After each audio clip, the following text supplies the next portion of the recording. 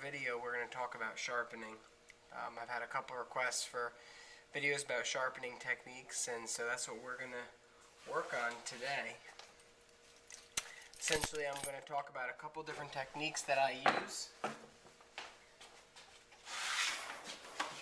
and show you how they're basically done. I know everybody has their own thing that they like to use and their own strategy, and I don't think you should get terribly hung up on, what's the best strategy or the worst or whatever it is. I know that I used to spend a long time trying to get everything perfectly, and then a fellow who I was with last summer in Scotland, he does some of the training for survival schools and survival stuff for the SAS and stuff like that. He was telling me that he just uses a regular old diamond stone, and he does 8 strokes in each direction on coarse and on fine, and then he strops it, and that's it, which seemed pretty simple, and it works really well. But I'm going to show you some of the things that I do. When I first was starting to learn how to sharpen, I tried using stones and that sort of thing, and really didn't do a whole good job. Here's an example of a traditional stone. Now, this one I don't use. This one my dad gave me as little remembrances from when he grew up on his parents' farm. This is probably almost 100 years old, this stone. It was his dad's, and then my dad got it, and then I have it in my box, even though I don't use it. So when I was first trying to learn sharpen, you sharpen on a stone like this, and it's real easy to kind of mess up and to damage the stone, and they can be expensive. So what I started doing after reading Morris Kochanski's book on bushcraft is I started using sandpaper. Now what we have here is 1000 grit sandpaper, and I have this Canadian belt knife, which I got in trade recently from a guy at Bushcraft USA. And what I do is I have this wrapped around just a piece of wood. This is a piece of oak, doesn't have to be oak. Basically you have your flat surface, and if the blade isn't super dull, you should be able to start with 1000, or even if it's pretty in good shape, just not shaving sharp, you should even start with 2000 grit sandpaper. I'm going to start with 1000 right here because I don't have a lot of 2000. So basically what I do is I find my angle for my edge, and I do about 10 strokes going each direction.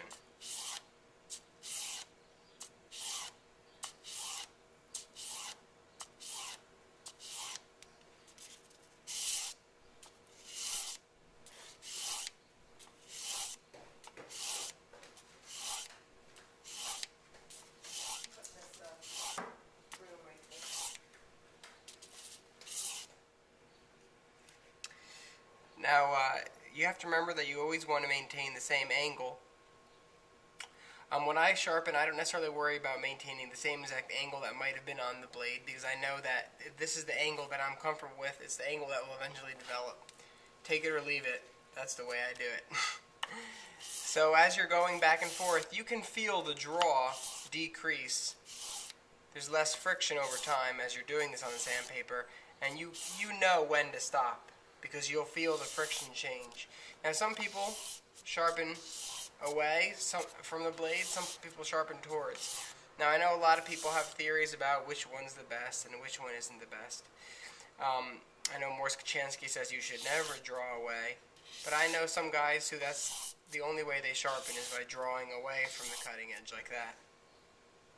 So wood and sandpaper, one method, and it works well. That's how I started sharpening, and that's how I've always gotten my Scandinavian knives, especially, super sharp. Another thing here I have is, I got this at Lowe's years ago, and I still use it all the time. This is normally what I bring out with me when I'm in the woods, because it's compact and it works well. This is a diamond stone. It has some coarse and it has a fine side. Nice thing about diamond stone is that it doesn't need to be lubricated. You can put water on it, but the water is more to clean it up so that it doesn't get terribly dirty. You don't get dirt stuck in it. And so the same type of principle with this. You have coarse side for when you have some serious touch-up, and then when you have your fine side for later on. Now, like I said, some people go like this. I also, when using a stone like this, I like to do circular motions. I find this easier for me to control and maintain that same angle. So I do small circular motions try to do it about the same length of time on both sides.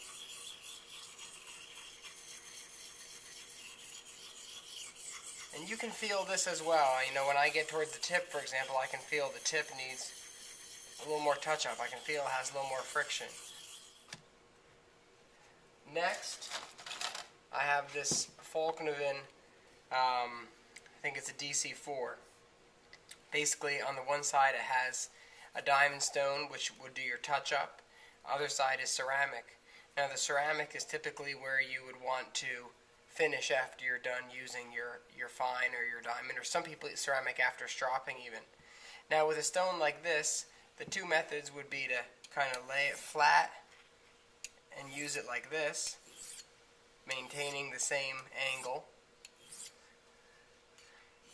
which I find can be a little difficult. Another method you could do would be to hold it in your hand. Be careful now. So if you're using a stone like this, one thing that you can do is do the circular motion. Or, like I said, you can do it flat. That's, if you've seen the Ray Mears video of sharpening in the field, this is the way he does it. And he actually has little nails, which he nails it onto a fallen down tree. So that's the DC4. Now, next is we get to the convex method of sharpening. So here's a small piece of 2000 grit sandpaper, which I have left, and I pinch it on the edge, though you could use push pins would be better than these little clips. And essentially what you do is you pull away and you drag it against the sandpaper. And what's happening is that because this is a cushy surface, it will cup the knife, and so that it's sharpening the whole edge. One mistake people tend to make when they start with this sort of method is they push down, and what that does is it pushes the sharpening instrument over the edge, and it winds up dulling your blade. The one thing you want to realize with these sharpening methods is you don't need a ton of pressure. I know the one guy I saw in the Knife Ship Free videos said that he uses about the pressure of shaving, which is pretty light if you think about it. Didn't keep my count there. Say that's 10.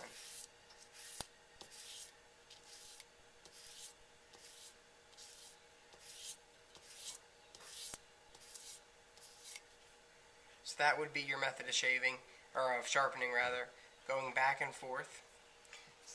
Sandpaper on top of the leather. The leather is firmer than the mouse pad. It won't cup it as much, but in some ways I think there's less room for error in that way.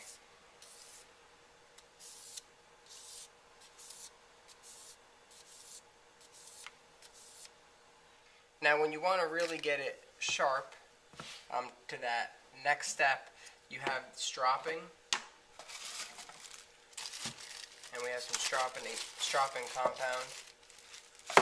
We have this honing block, which is for your nails, and like I said, we have the ceramic on the DC4. I already showed you the ceramic. If you're stropping, what you would do is you load this thing up with some compound. You could scrape your strop clean if it's filthy like mine was. And then when you strop, essentially you're pulling the knife away like we were with the mouse pad, applying very little pressure. Essentially just let the weight of the knife apply the pressure itself. And you'll see that the green stropping compound will kind of slowly get black. And what that is that's polishing the blade. It's not removing metal necessarily, it's just polishing the blade.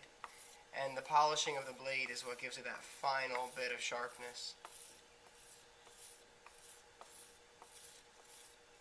Again, Not a lot of pressure, barely touching it.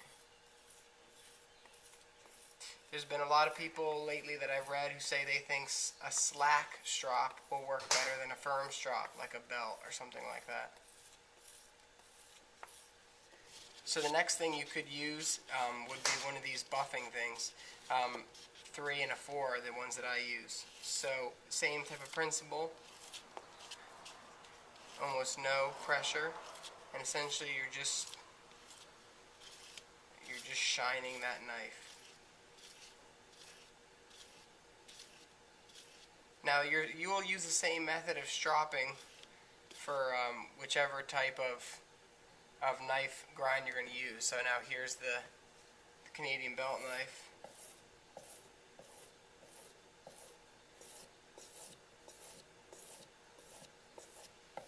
Now essentially what happens when you strop is it's removing any of those little burrs, any of those little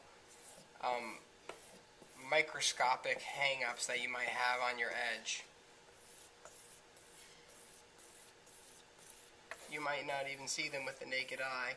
You can sometimes feel them. You know, a lot of times people will buy a knife and they'll say, man, feel how sharp that is. Well, you're not actually feeling the knife, you're feeling the burr.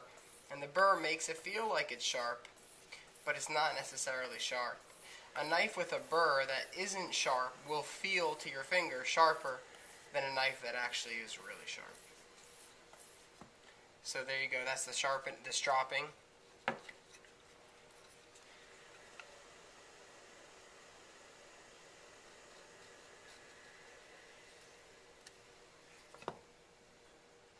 So there you go, you can see the curl. And same type of principle. I think I actually prefer the wood with sandpaper for my Scandinavian grinds. For my convex grinds, I'm leaning towards the sandpaper on top of leather as opposed to the mouse pad. And flat grinds, I typically wind up convexing the edge. So there you go. Hope that helped. If you have any questions, your best bet is to shoot me a private message and I will get back to you. Thanks for watching.